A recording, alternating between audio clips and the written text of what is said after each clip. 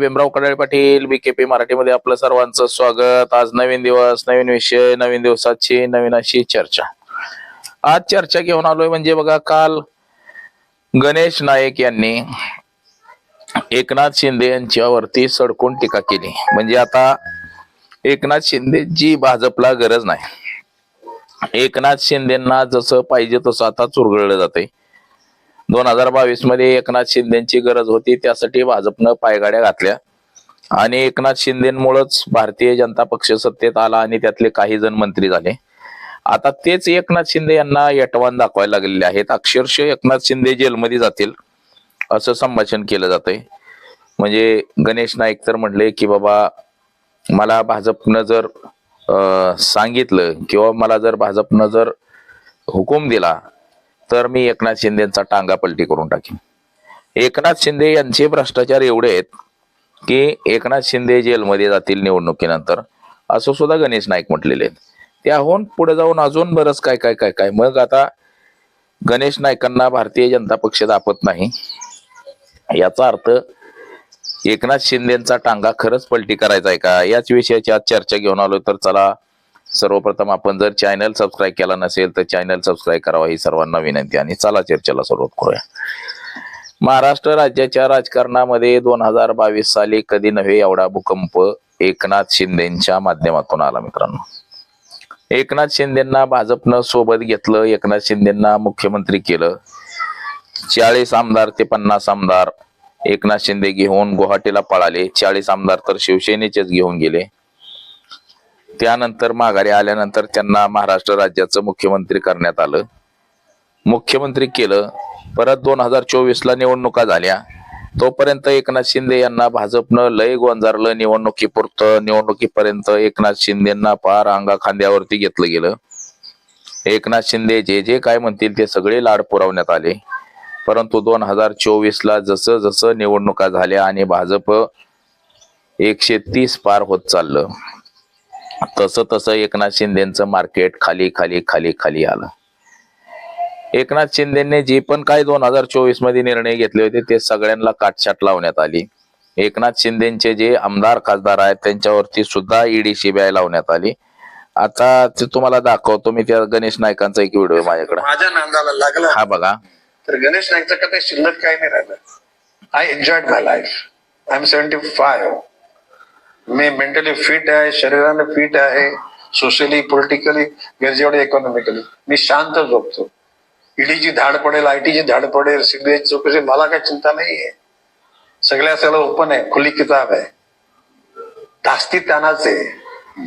हे आपण भविष्य काळामध्ये यांच्या गळ्याला फास यांनीच लावून ठेवलेला आहे। लवकरच तो म्हणजे आजचं मरण उद्यावर आहे। मी आज ओपनली सांगतो बघा, हे आपण पाहिलं असेल की आजचं मरण एकनाथ शिंदेचं उद्यावरती गेलेलं आहे।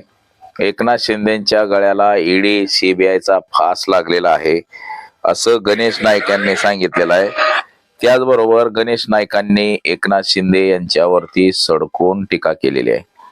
आता एकनाथ शिंदेवरती ईडीची कारवाई होणार आहे, ती आजची कारवाई उद्या गेलेली आहे। म्हणजे पाठीमागच कारवाई होणार होती परंतु ती पुढे ढकलली गेलेली आहे। म्हणजे मुंबई महानगरपालिकेच्या जोपर्यंत निवडणुका होत नाहीत तोपर्यंत एकनाथ शिंदे यांचं वावा केलं जाईल, एकनाथ शिंदे यांना सोबत घेतलं जाईल। बघा, आपण जर निवडणुकीचं जर चित्र पाहिलं, मुंबईमध्ये भारतीय जनता पक्षाचं प्रस्त कमी आहे तर या ठिकाणी एकनाथ शिंदे यांना सोबत घेतलेलं आहे।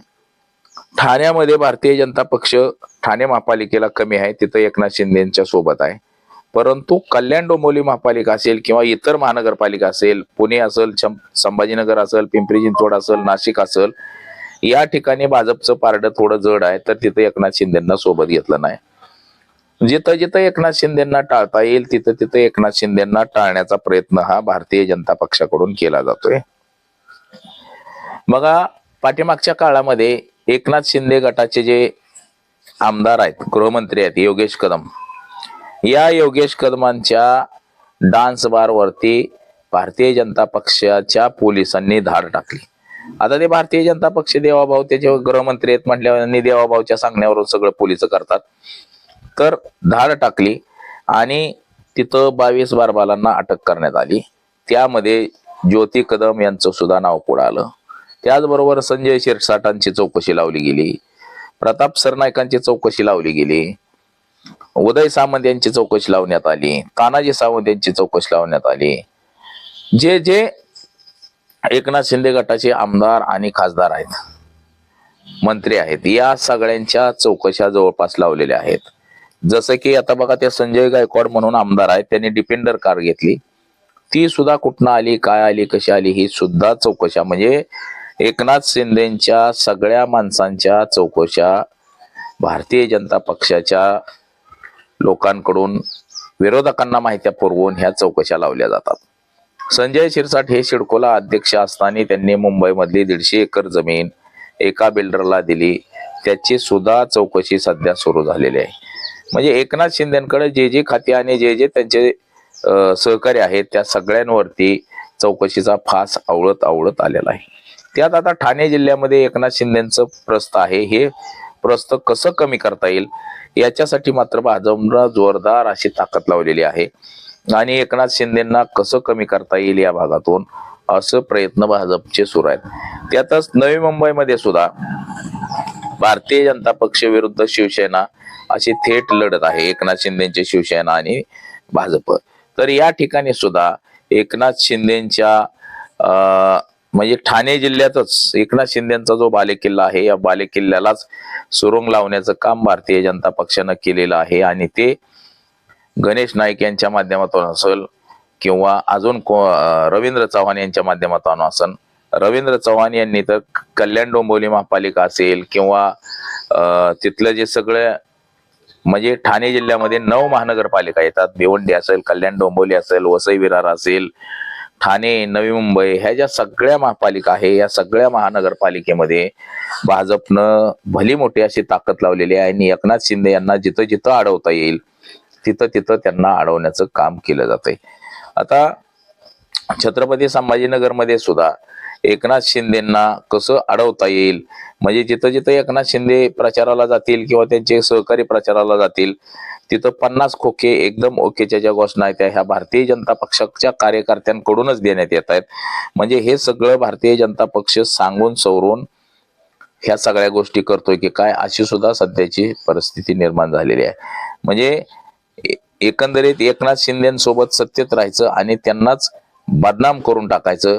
आणि बदनाम असं करायचं की जे जुनं एकनाथ शिंदे यांनी जी गद्दारी केलेली आहे त्या काळामध्ये ज्या घोषणा होत्या 50 खोके एकदम ओके गद्दार, ह्या अशा घोषणा दुमदुमायला लावायच्या. म्हणजे एकनाथ शिंदे यांना कसं तरी कोंडीत पकडायचं आणि एकनाथ शिंदेचं प्रस्थ हळूहळू कमी करायचं, हे भारतीय जनता पक्षाचं सध्याचं काम सुरू आहे. आणि त्यातच गणेश नाईक यांनी जे सांगितलं गेलं, गणेश नाईकांनी, तर ते सुद्धा आश्चर्य करणाऱ्या गोष्टी आहेत. ज्या एकनाथ शिंदेच्या पाठीवरती बसून भारतीय जनता पक्ष वर आला बुडता बुडता, तो भारतीय जनता पक्ष आता एकनाथ शिंदेच्या गळ्याला फास लावण्याचं काम करतोय.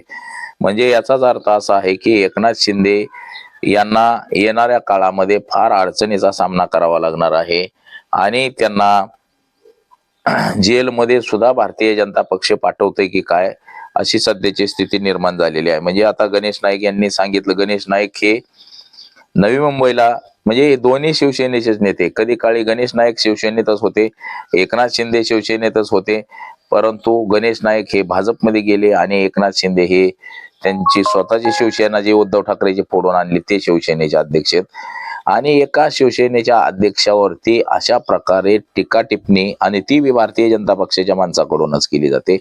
आता वरिष्ठ पातळीवरती जर समजा ह्याचा काही प्रश्न विचारला तर तिथं सांगितलं जाणार की ते त्यांचं गणेश नाईकांचं वैयक्तिक मत आहे, पक्षाचं मत नाही, असं ते नेहमी हे सावरून नेलं जातं आणि असंच काहीसं सांगितलं जातं मित्रांनो. तर ह्याहून दुसरी गोष्ट अशी आहे की आता गणेश नाईक यांचा आपण मगाशी व्हिडिओ पाहिलेला आहे. म्हणजे एकंदरीत एकनाथ शिंदे यांच्या अडचणी वाढवण्याचं काम हे भारतीय जनता पक्ष करते आणि त्यांना जसं म्हणजे प्रत्येक गोष्टीतून अडचणीत आणण्याचं काम भाजप करते. म्हणजे एकतर त्यांच्या चौकशा लावल्या गेलेल्या आहेत सगळ्या लोकांच्या त्यांच्या. दुसरी गोष्ट जे त्यांचे जे काही नेते मंडळी आहेत एकनाथ शिंदेच्या गटाचे, प्रताप सरनाईक असेल, त्यांचे सुद्धा पाठीमागच्या काळामध्ये ते ई बाईक प्रकरणामध्ये कशी मोठ्या प्रमाणामध्ये बदनामी केली, संजय शिरसाटांची केली, उदय सामंतांची बदनामी केली, त्याचबरोबर जे काय अजून इतर नेते आहेत ह्या सगळ्यांची बदनामी केली गेली. जसं की गृह राज्यमंत्र्याची सुद्धा बदनामी केली गेली, त्यांचं स्वतःच डान्स बार निघालं आणि त्यामध्ये सुद्धा रामदास कदमांची फार बदनामी ही भारतीय जनता पक्षाकडून ह्या सगळ्या माहित्या बाहेर दिल्या जातात आणि ह्या लोकांना बदनाम करण्यासाठी विरोधकांची हात मिळवणी केली जाते. म्हणजे भाजपनं आजवर ज्यांना ज्यांना सोबत घेतलं त्या सगळ्यांचा काटाच काढून टाकला. तर आपण पाहिलं असेल की सुरुवातीच्या काळामध्ये 2014 मध्ये रिपब्लिकन पार्टी असेल, राष्ट्रीय समाज पक्ष असेल, शिवराज्य पार्टी, शेतकरी संघटना या सगळ्या छोट्या मोठ्या पक्षांना सोबत घेऊन सत्तेत आलेलं भारतीय जनता पक्ष, त्या आज मात्र ते सोबत असलेले सगळे पक्ष संपवून टाकले छोटे छोटे. ज्या शिवसेनेचा हात धरून भाजप महाराष्ट्रात आलं त्या शिवसेनेला सुद्धा संपवण्याचं काम भाजपने केलं. असंच काहीसं आता एकनाथ शिंदे यांच्या बाबतीत सुद्धा घडताना आपल्याला दिसते की एकनाथ शिंदे यांना सुद्धा भाजप संपवण्याच्या प्रयत्नात आहेत, अजित पवारांना सुद्धा संपवण्याच्या प्रयत्नात आहे. परंतु सध्या तरी एकनाथ शिंदे यांना संपवण्यासाठी भाजप पूर्ण तयारी करतंय आणि तेच सगळे बोल गणेश नाईक यांच्या तोंडून आलेले आपल्याला दिसत आहेत मित्रांनो. तर येणाऱ्या काळामध्ये एकनाथ शिंदे यांच्या अडचणी वाढत्याल असंच गणेश नाईक यांनी सूचक विधान केलेलं आहे. तर बघा आज एवढंच. माझा सहकारी कॅमेरामन अनिकेत समी, भीमराव कडाळे पाटील, BKP मराठी, इंदापूर, पुणे.